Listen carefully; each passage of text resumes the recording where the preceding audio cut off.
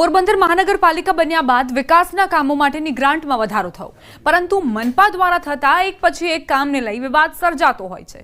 પોરબંદર મનપા વધુ એક વિવાદિત નિર્ણયને લઈને ચર્ચામાં આવી છે। ચોપાટી ગેટના 1.30 કરોડના કામને લઈને શહેરભરમાં મુદ્દો ટોક ઓફ ધ ટાઉન બન્યો।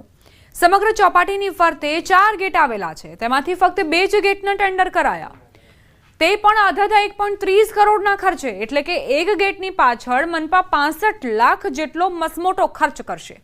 ત્યારે સવાલ એ થાય છે કે ગેટ પાછળ 65 લાખનો ખર્ચ થાય તે કેટલો યોગ્ય?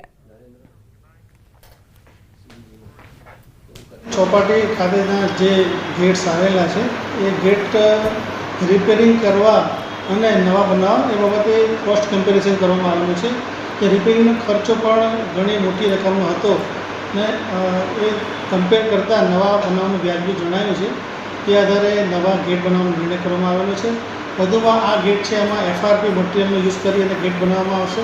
આ બાજુ સામેની સાઈડ આ ગેટ બનાવવાની વાત છે ને આમ સામેની સાઈડે દરિયો આવી જાય છે, નહીં તો ત્યાંય ભ્રષ્ટાચાર કરવાની આ લોકોની તૈયારી છે। એટલે અહીંયા હવે દરિયો આવી ગયો છે એટલે અહીંયા હવે અટકી જાય, પણ અહીંયા સુધી તો લઈ લીધું। અહીંયા 4 ગેટ છે, એમાંથી 2 ગેટની જ જોગવાઈ કરી છે। પોરબંદરની 4 એન્ટ્રી છે, ત્યાં તમારે ધરોહર નથી।